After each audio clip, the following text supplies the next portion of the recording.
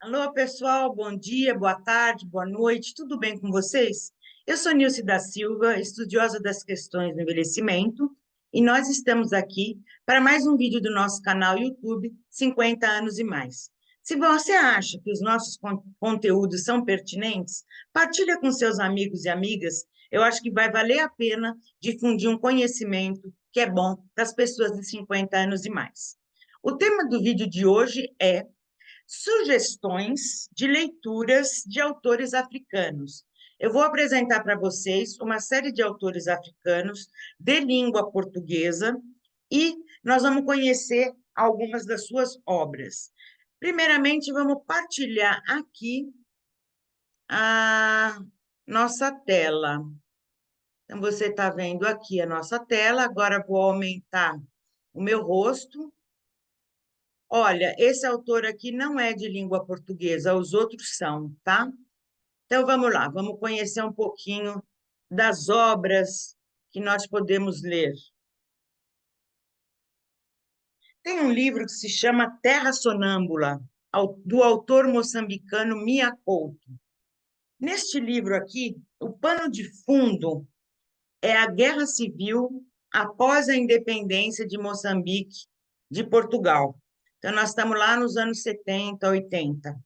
É uma terra, o livro fala de uma terra devastada, e ele vai falando dessa sobrevivência, dessa pós-independência, por meio da amizade de um velho e de um menino que buscam sobreviver no meio de uma paisagem fantasmagórica.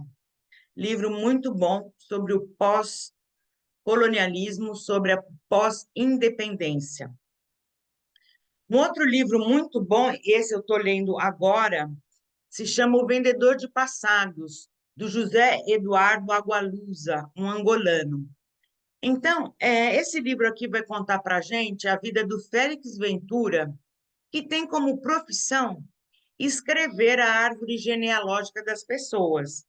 Só que ele vende árvores genealógicas interessantes, nobres, que dão status, né? E ele vai vendendo esses passados falsos para as pessoas. Até que um dia, tudo ia bem, mas um dia, quando ele faz um desses passados, ele começa a ter alguns problemas. Eu não cheguei lá ainda, tá? Eu estou no começo do livro.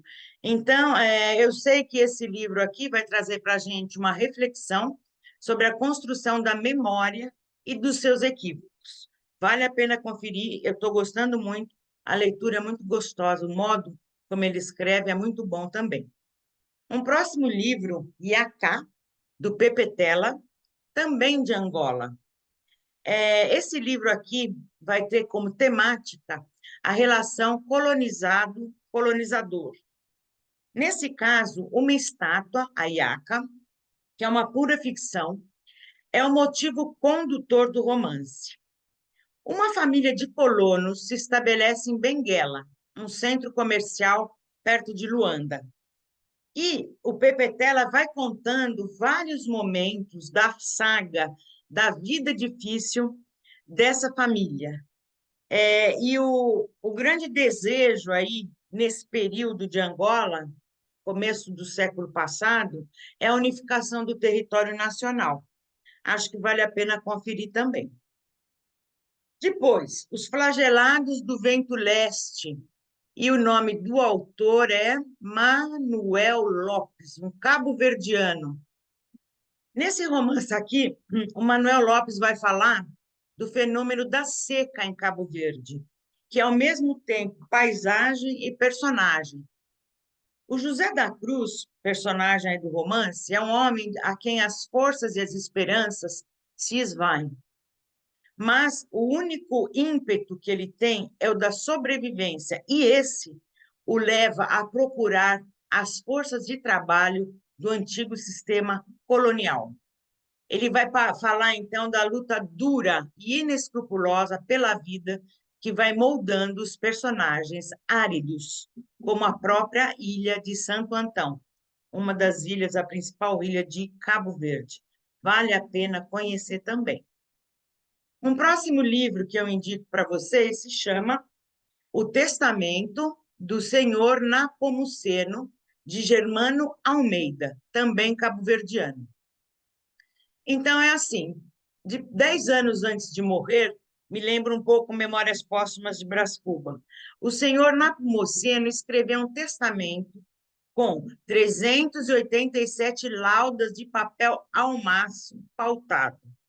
Nessas centenas de folhas, ele registrou a própria vida com toda sinceridade. E, por meio dessas páginas, a gente conhece o trabalho, o cotidiano, em uma cidade de Cabo Verde antes da independência de Portugal, antes lá dos anos 70 do século passado. Um outro livro é o Luanda, de Luandino Vieira, aí a gente já vai para Angola. Esse livro aqui, ele é constituído por 3 narrativas: Vovó Xixe e seu neto Zeca Santos, a história do ladrão e do papagaio e a história da galinha e do ovo.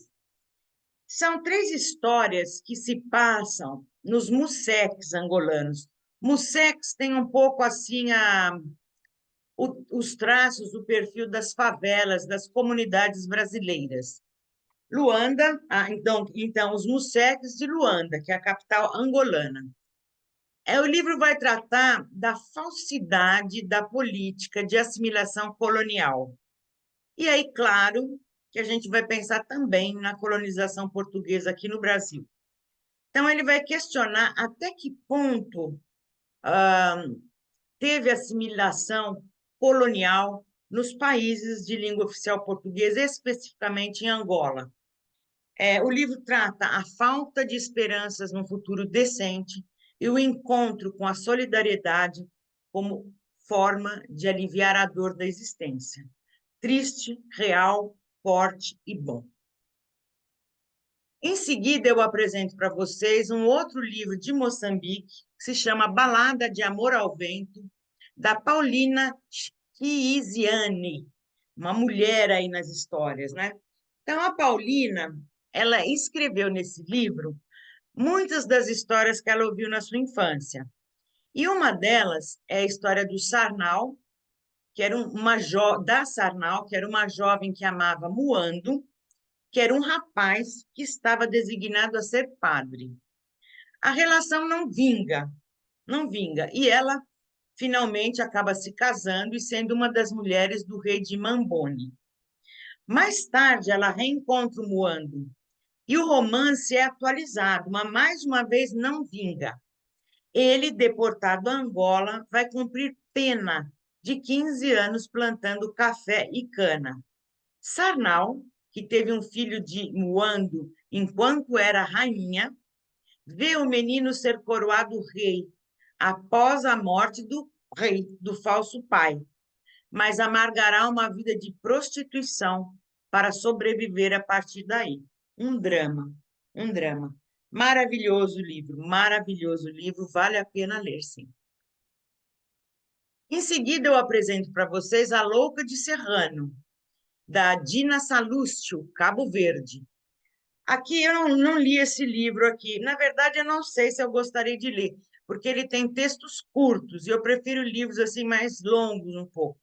Tem textos curtos que traduzem as marcas do feminismo em Cabo Verde e, segundo as críticas que eu li, quem quer conhecer Cabo Verde tem que ler esse romance. Um outro livro de Angola, Bom Dia, Camaradas, de Ondjaki. Nesse livro aqui, nós vamos conhecer a trajetória de Angola depois da independência, ou seja, lá pelos anos 80.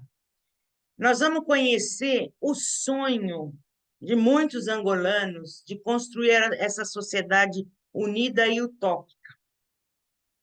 O protagonista do livro é um menino de classe média, pós-colonial, que narra seus dias em paralelo com o ano letivo. Ele vai falar dos seus medos, das suas despedidas, dos sonhos e das suas percepções, tudo isso em câmera lenta. Um outro romance que vale a pena conhecer é Os Filhos da Pátria, João Melo, angolano. Mais uma vez aqui são retratadas as museques, que a gente pode comparar com as comunidades brasileiras, e nesse livro aqui a gente não vê uma visão essencialmente fatalista de ser pobre, ex-colônia de Portugal, etc.